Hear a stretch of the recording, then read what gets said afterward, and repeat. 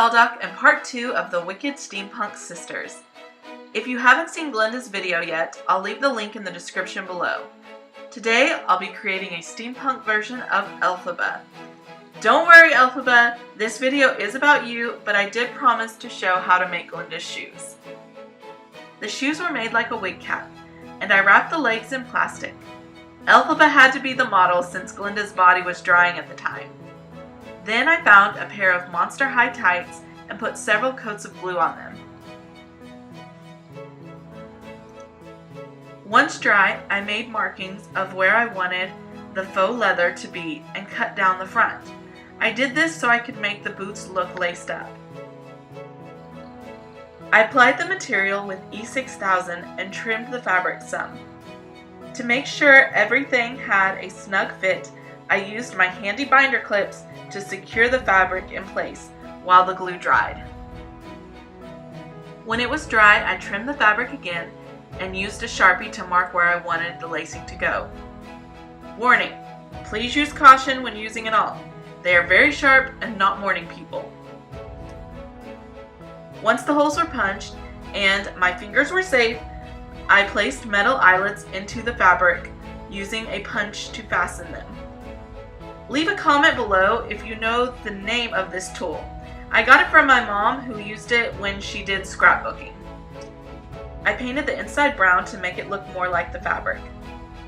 For the heel, I used a toothpick, and once it was secure, I glued brown twine around it and the bottom of the sole. I laced the front up and added a slit in the back, tied closed so that the boots can go on and off easier. Now for Elphaba's shoes. I wanted her shoes to be more mechanical looking, so I decided to modify some monster high boots I had. These needed some texture, so I added some fine glitter to my metallic paint to give the shoes a weathered metal look. They needed just a bit more texture, so this time I added glue and more glitter, applying it to the shoe in random patches. I gave them another coat of paint and then moved on to applying a black wash like I did on the jetpacks. To see how those were made, check out Glinda's video. The link will be down below. I added on some clipped brads and beads and gave them a coat of copper paint to pop. I also added some light touches of gold to make the detailing stand out.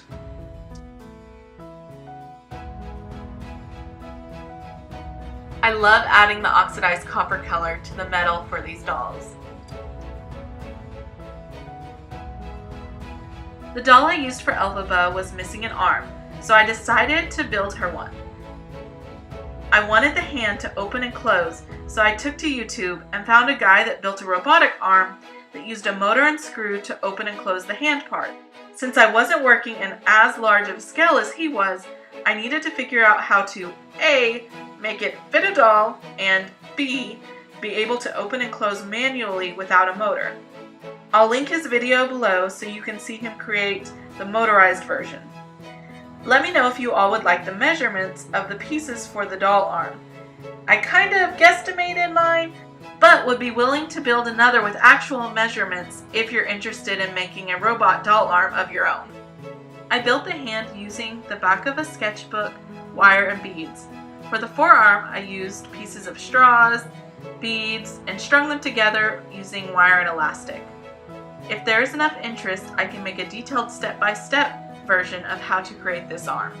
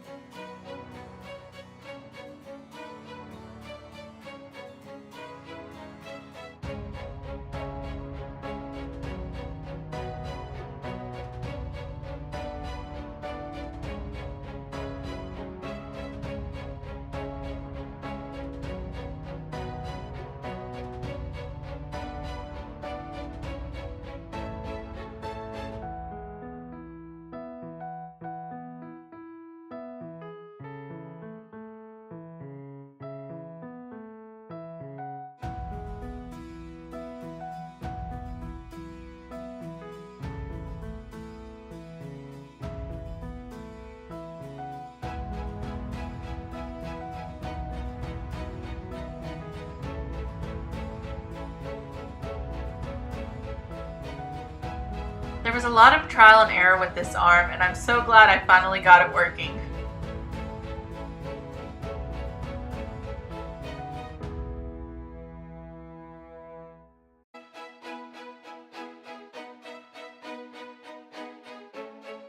I painted the arm and some goggles I made the same way I did the shoes.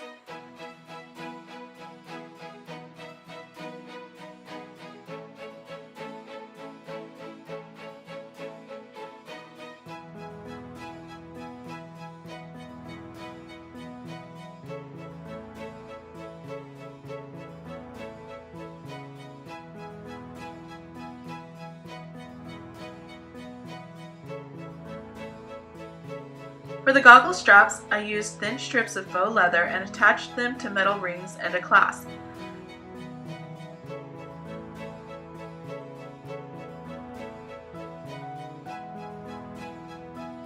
I wanted her lenses to resemble crystals, almost like there's a piece of emerald in them.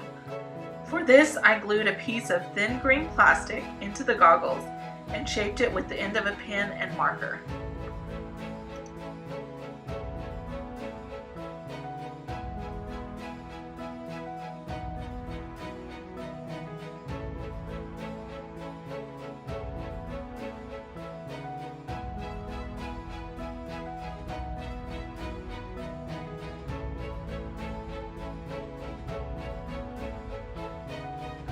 Her hair was filmed a while ago, so that's why there's a sudden change in the desk.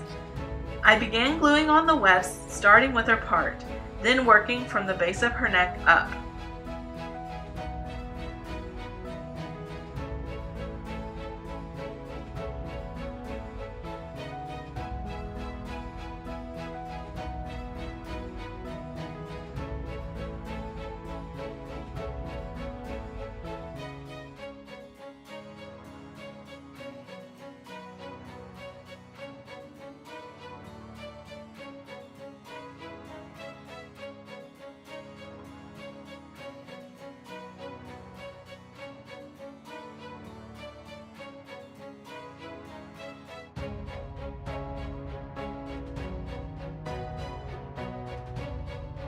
Elphaba was born with green skin, and this was a first for me since my previous dolls all had natural skin tones.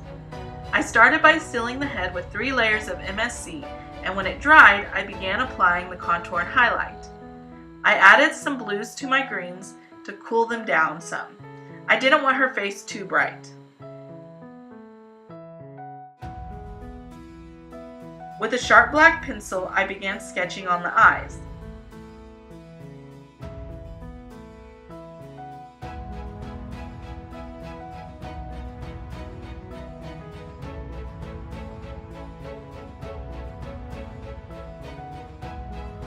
With soft pastels, I added on brows, shaping them with the kneaded eraser. I add some more highlight and contour before sealing her again. I'm obsessed with adding waterlines to the eyes now. They just bring so much more realism to them.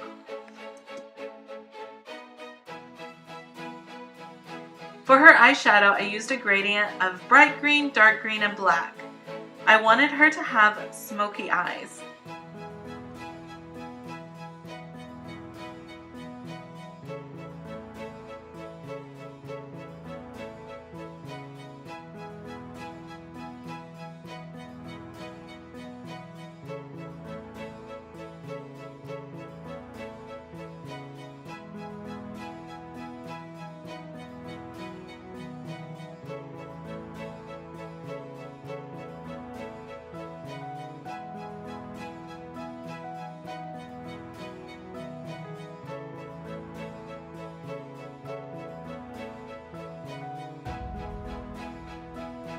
On the brows, I switched back and forth from a dark green to a black pencil.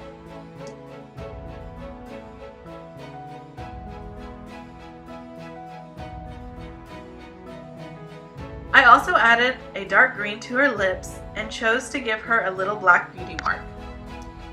I continued by darkening her eyeshadow and applying black eyeliner.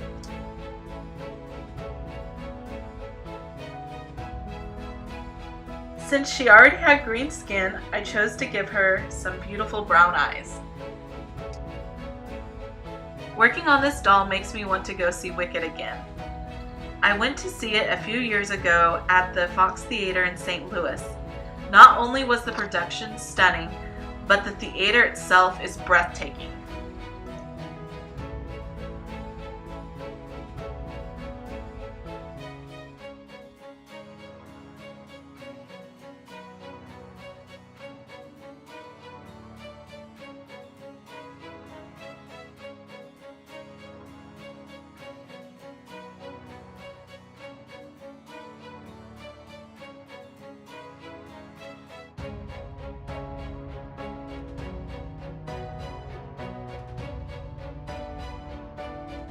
With some acrylic paint, I darken the pupils and add reflections.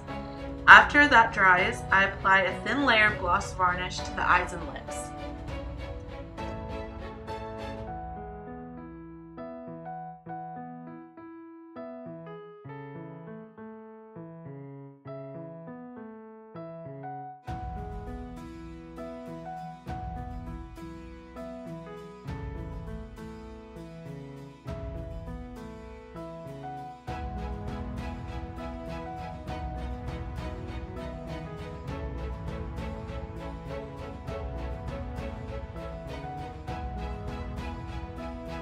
For Elphaba's shirt, I used the pattern I had made for Glinda and modified it some.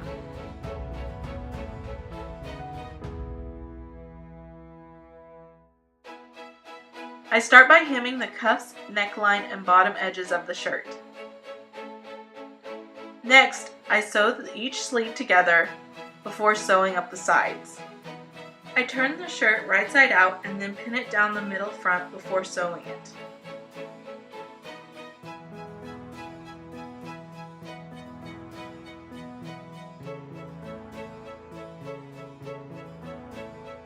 Then I pin flat the tube, tunnel, the strip we just made, and sew a line down the middle.